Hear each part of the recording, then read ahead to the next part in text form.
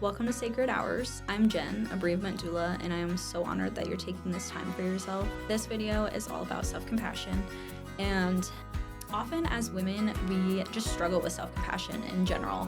And so I think if you can really try to train this into yourself, it can be very beneficial in just your overall healing and just navigating your grief.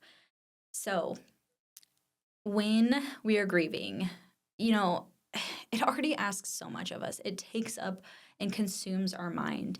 And meanwhile, the rest of the world just keeps going. The whole world doesn't stop just because you're grieving. And so it is really intense sometimes. And it's really easy to slip into really just negative thoughts and being in that space and thinking, wow, I should be over this, or I need to do those dishes even if I feel like crap, and then just letting it all pile on and start talking to yourself negatively and trying to talk yourself out of grief. Or sometimes it can look like overscheduling yourself so that you don't have time to think or don't have time to feel how you actually feel. But what you're actually doing in that case is putting yourself into overdrive, fight or flight, and that is going to catch up to you. So I want to try to challenge you to not do that and to really focus on a couple of these things that I'm about to tell you so that you can really be that listening ear and be that friend to yourself, because it is very hard to find people that you can talk to about this that understand. And sometimes we just don't have the capacity to be able to go out and find those people. Self-compassion can be as easy as saying, you know what, I'm going to rest today. I don't feel great. I'm really sad. I'm going to lay on the couch and watch some TV and feel my feelings, because sometimes people can use TV as an also escape. Don't do that. We want you to feel the feelings, even if they are hard and tough. It's the only way to get through them, because if you start to shove them down, it's going to come up later. So just allowing yourself, hey, I'm not going to do the dishes today. I'm too tired. I don't feel great. I'm going to rest. And that is just as important. Saying those things out loud to yourself. Really, it's about kind of taking a step back and really noticing, how am I talking to myself? What language am I using when I'm speaking to myself? Is it compassionate? Is it really tough love? Because that's not great. That's not going to help.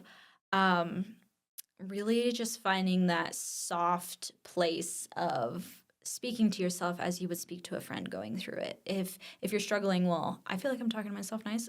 Say those things to your friend in your head. And how do you think they would receive that? I think that's a really easy way to kind of check yourself. Maybe you have a really hard day. Maybe it's the anniversary of finding out you were pregnant, or maybe your sibling just found out they were pregnant, or there's going to be moments where it's just a really hard, overwhelming feeling. And sometimes if you can just get a hand on your chest and take a deep breath, even if it's just one. I encourage you to do more, but I know some people will fight me on that. If you can just take one deep breath, it can bring you back down and tell yourself, I'm allowed to feel this way. It's just like I talked about in naming your grief. This sucks. I don't feel great, and I'm allowed to feel this way. I think asking for help is another big thing. If you can ask for help, that's like the biggest form of self-compassion you can have.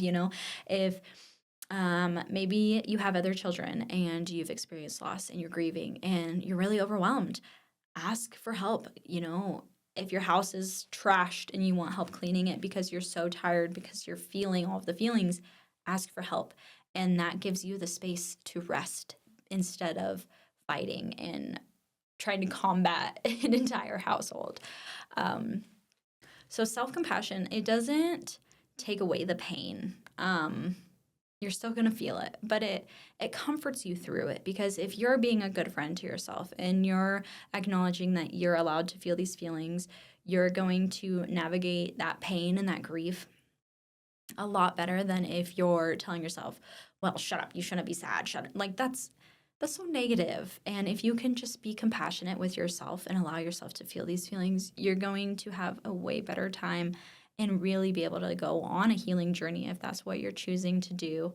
And let this loss be something that makes you into a better human. And I think that's one of the most beautiful ways to honor our babies is to let losing them change us for the better.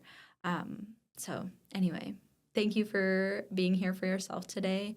I think it's amazing that you are pouring into yourself and giving yourself these resources.